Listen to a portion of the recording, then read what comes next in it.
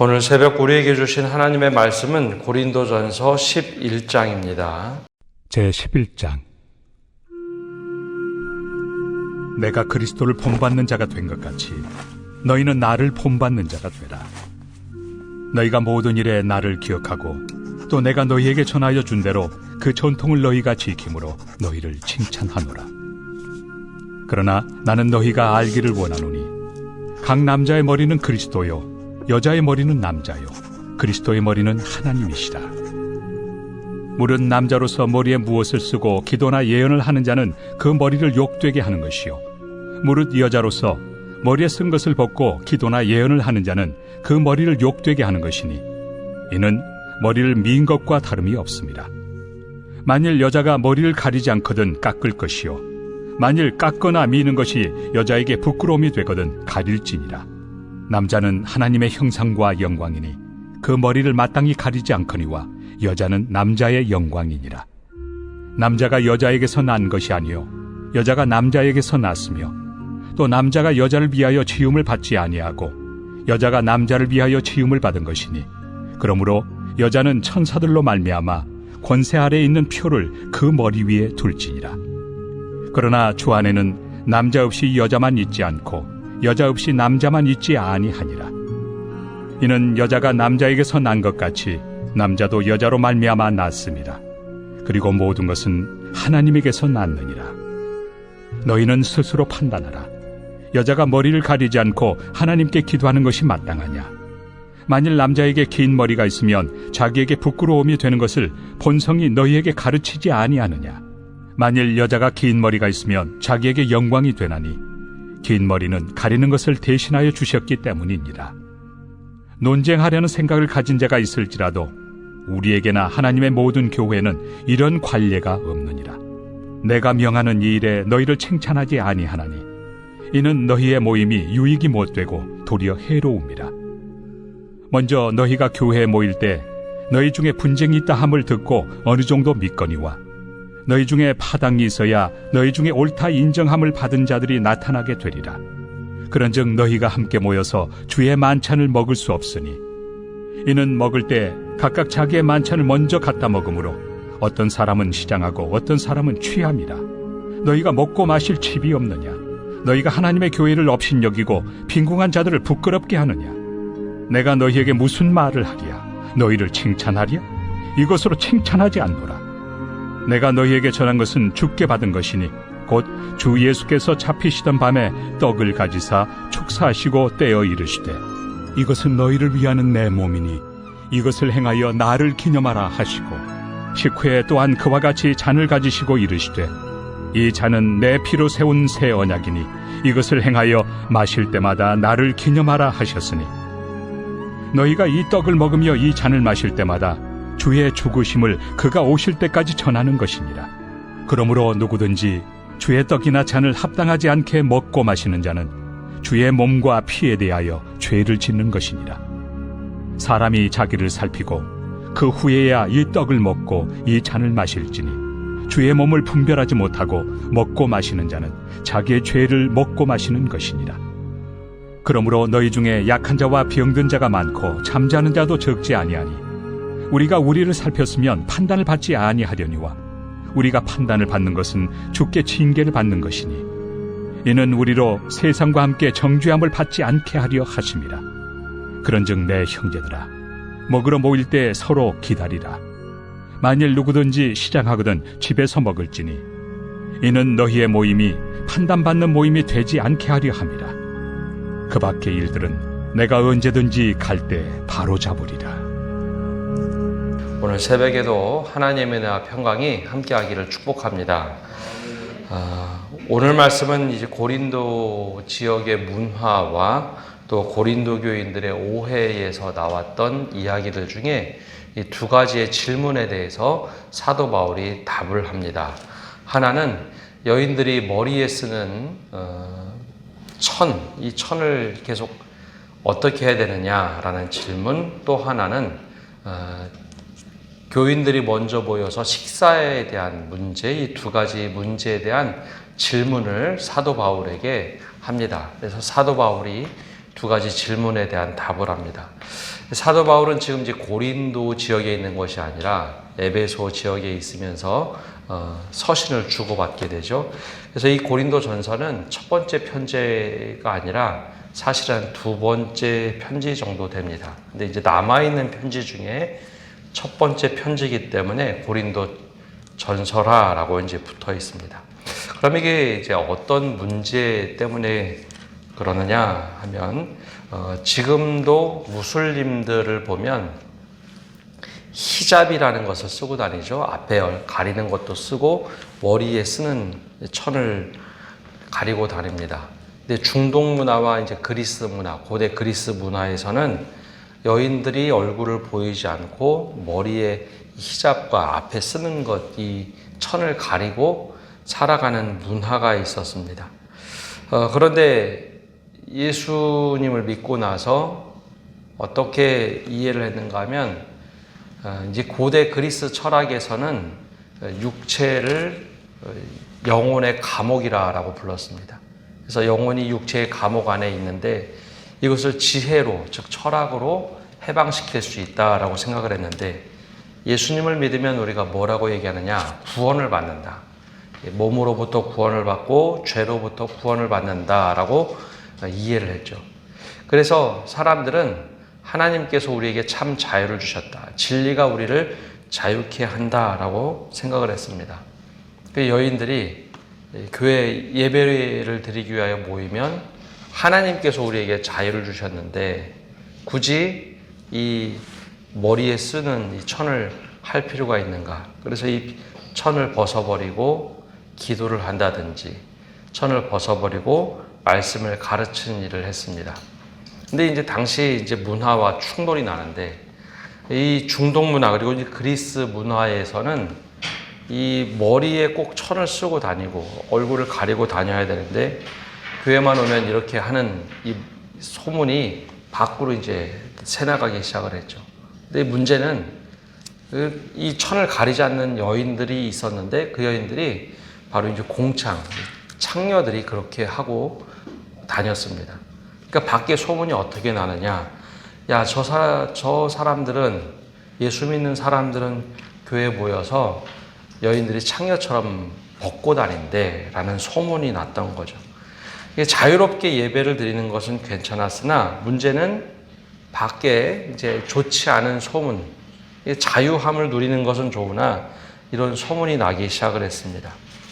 지금은 머리에 천을 올리냐 올리지 않느냐가 문제가 되지 않지만, 당시에는 이것이 이제 심각한 사회적으로 부끄러운 모습이었죠.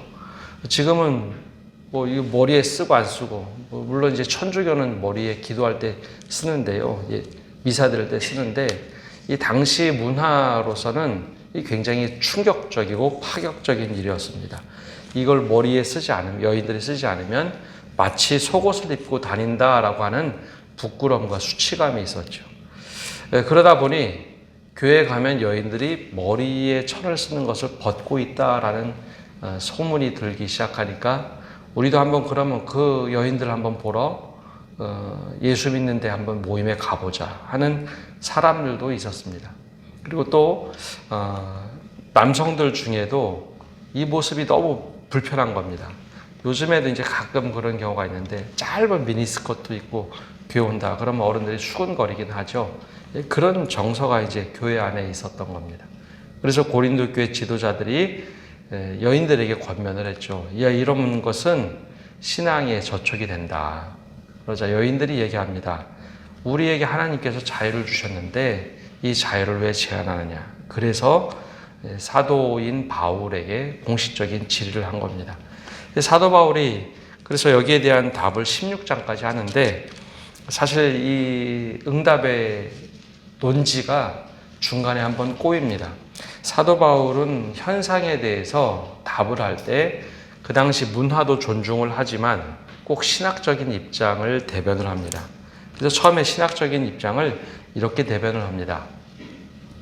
하나님께서 남자를 통해서, 즉 아담을 통해서 인류를 창조하셨죠. 그래서 남자의 갈빗대에서 여성을 뽑아내셨다라는 논지로 얘기합니다. 그러니 여인은 남자의 영광이다. 그리고 여인들은 남자들의 그 어떤 질서를 따라야 된다라는 이야기를 계속해서 하고 있습니다. 그래서 이 문화를 볼 때 머리를 가리는 것이 마땅한 일이다라고 논지를 처음에는 신학적 입장을 이렇게 핍니다. 근데 사실 이런 표현이 맞는 것이긴 하면서도 그건 유대인들의 신학인데 그것을 쭉 전 논지를 펼치는데 문제는 갈라디아서에 보냈던 편지랑 충돌이 납니다. 갈라디아서에서는 남녀를 사실 구분하지 않습니다. 처음에 사도 바울이 남자가 먼저고 여자가 뒤에다. 그 논지를 쭉 이야기합니다. 그래서 5절과 6절에 보면 이런 얘기도 합니다. 무릇 여자로서 머리에 쓴 것을 벗고 기도나 예언하는 자는 그 머리를 욕되게 하는 것이니 이는 머리를 민 것과 다름이 없음이라.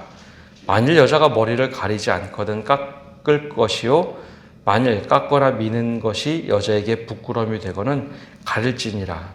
그러면서 7절에 남자는 하나님의 영광, 형상과 영광이니 그 머리를 마땅히 가리지 않거니와 여자는 남자의 영광이니라. 그래서 처음에는 여자가 남자로부터 나왔다라는 얘기를 쭉 합니다. 그런데 생각을 해보니까 갈라디아에 보낸 편지와는 좀 다른 이야기입니다. 그래서 중간에 갑자기 확 논지를 바꿨습니다. 근데 이게 왜 이렇게 되냐면 요즘에는 글을 쓸 때 사람들이 대부분 컴퓨터를 이용하죠. 그래서 글을 쓰다가 잘못되면 다시 지우고 새롭게 붙여넣기 하고 쓰면 됩니다. 근데 이 당시에 글쓰기라는 것은 특별히 사도 바울의 경우에는 눈이 굉장히 나빴기 때문에 대필을 썼습니다. 대필가가 불러주면 그걸 쓰는데 얘기를 하다 보니까 좀 잘못됐습니다. 그래서 갑자기 11절에 갑자기 내용을 좀 바꿨습니다. 11절에 뭐라고 하냐면 그러나 주 안에는 남자 없이 여자만 있지 않고 여자 없이 남자만 있지 아니하니라. 이는 남자가 여자가 남자에게서 난 것 같이 남자도 여자로 말미암아 났음이라. 그리고 모든 것은 하나님께서 낳느니라. 모두 다 하나님께서 낳고 남자 여자는 사실 동등하다라는 이야기로 이야기를 좀 바꿨습니다. 그리고 나서 보니 이거는 사실 문화지 신학적으로 옳다 그르다라고 이야기할 수는 없다는 거죠. 근데 그 당시 문화를 볼 때 여성들은 머리를 천으로 가리는 것이 옳겠다라는 이야기로 중간에 좀 이야기를 바꿉니다. 그래서 16절에 이렇게 이야기를 합니다. 논쟁하려는 생각을 가진 자가 있을지라도 우리에게나 하나님의 모든 교회는 이러한 관례가 없느니라. 이 대충 볼 때 여성들이 머리에 쓰고 예배를 드리는 것이 맞겠다. 근데 모든 교회가 다 똑같지는 않다라는 이야기를 합니다. 그래서 이 말씀의 해석 때문에 지금 어떤 교파 중에는 머리에 지금도 여전히 쓰고 있는 데도 있고 이건 문화에 따라서 다르기 때문에 안 쓰는 데도 있습니다. 근데 여기서 중요한 것이 있는데요. 교회가 그 당시 굉장히 파격적인 일을 했습니다. 무엇인가 하면 말씀을 전하는 것 그리고 기도하는 것. 여기서 기도는 여기 와서 그냥 개인 기도하는 것을 얘기하는 것이 아니라 공중기도, 대표기도를 얘기합니다. 대표기도하는 것을 여인들을 세웠다는 거죠. 고대 문화에서는 이런 거 없습니다. 다 남성들 중심입니다. 유대인 회당에서도 여인들은 잠잠하라, 남성들만 이야기하게 했죠. 근데 고린도 교회는 사도 바울이 여인들이 머리에 이걸 안 쓴다 그것 때문에 여인들의 기도와 말씀 전하는 것을 금지하지 않았다는 겁니다. 이게 더 중요한 거죠. 그만큼 교회는 여성들을 굉장히 존중했던 문화가 있습니다. 그래서 중요한 관점은 이것은 하나의 문화지 모두 다 따라할 필요는 없다라는 겁니다. 두 번째 질의한 것은 음식 먹는 문화입니다. 17절과 18절의 내용에 이미 다 얘기가 들어있는데요. 17절에 이렇게 말하고 있습니다. 내가 명하는 이 일에 너희를 칭찬하지 아니하나니 이는 너희의 모임이 유익이 못되고 도리어 해로움이라. 먼저 너희가 교회에 모일 때에 너희 중에 분쟁이 있다함을 듣고 어느 정도 믿거니와 너희 중에 파당이 있어야 너희 중에 옳다 인정함을 받은 자들이 나타나게 되리라. 이게 무슨 문제가 있었는가 하면 지금은 성만찬 그러면 예배 시간에 두 개의 성례전, 즉 성만찬과 세례를 합니다. 근데 이 당시에는 성만찬이라고 해서 따로 구분한 것이 아니라 먼저 모이면 낮에 모인 것이 아니라 우리가 주일 우리 낮에 모여서 예배를 드리지 않습니까? 근데 이 당시에는 그 개념이 아니라 저녁에 모였습니다. 일을 마치고 저녁에 모였죠. 근데 저녁에 모이려면 어떻게 될까요? 먼저 모여서 식사를 하게 되죠. 여러분, 지금은 문화가 달라서 이해가 안 될 수 있지만 당시에는 주인도 있고 노예도 있는 상황, 귀족들도 있고 하인도 있고 중인들, 물건을 파는 상인들도 있었습니다. 그러면 6시에 모인다고 하면 누가 제일 먼저 모일 수 있을까요? 귀족들 혹은 돈 많은 부자들입니다. 그러면 하인들은, 그 당시 집에서 일하던 하인들은 어떻게 될까요? 일을 다 끝내고 와야 되는 겁니다. 주인들 식사도 다 차려주고 이제 교회 모임에 와야 되죠. 그러면 그 시간에 어떤 일이 벌어질까요? 먼저 돈 많은 사람들, 귀족들, 그런 사람들이 먼저 예배드리러 와서 모임을 하고 식사를 하는데 이 사람들이 먼저 식사를 다 하는 겁니다. 그러다 보니 노예 출신들, 그런 사람들은 허겁지겁 일을 막 마치고 같이 모여서 예배드리러 왔는데 먹을 게 없는 겁니다. 또 먹을 게 있더라 할지라도 먼저 부자들이 먹는 음식이 다르고 하인들이 먹는 음식이 다르게 이렇게 상을 차려놓은 거죠. 사도 바울이 이 이야기를 듣고 굉장히 이건 잘못됐다, 이거는 죄와 마찬가지다라고 지적을 합니다. 모든 사람은 먹고 마실 권한이 똑같이 있고 누가 더 높고 더 낮은 것, 교회는 그런 것이 있을 수 없는데 어떻게 너희들이 그렇게 할 수 있느냐. 궁핍한 자들이 올 때까지 음식 먹는 것을 기다리던지 아니면 영 배고프면 집에서 먹고 오라는 거죠. 그래서 공동체 식사를 할 때는 어느 누구도 소외됨 없이 모두가 동일하게 식사를 하는 것이 옳다라는 이야기를 21절, 22절 그리고 30절 이후에 계속해서 반복해서 하고 있습니다. 그래서 주의 만찬에 참여하는 것은 모두가 다 함께 참여된다라는 것이죠. 그리고 나서 이제 성만찬 이야기를 하는데 주께서 잡히시던 날 밤에 주께서 떡을 떼서 축사하시고 제자들에게 주셨던 그 성만찬, 그리고 식후에 잔을 부으시면서 주셨던 성만찬은 주님이 오실 때까지 전하는 그러한 기념하라라는 것입니다. 그래서 성만찬에 참여할 때도 누가 참여할 수 있느냐? 세례 받은 자들이 참여하긴 하지만 28절과 29절에 보면 사람이 자기를 살피고 그 후에야 이 떡을 먹고 이 잔을 마실지니 주의 몸을 분별하지 못하고 먹고 마시는 자는 자기의 죄를 먹고 마시는 것이니라.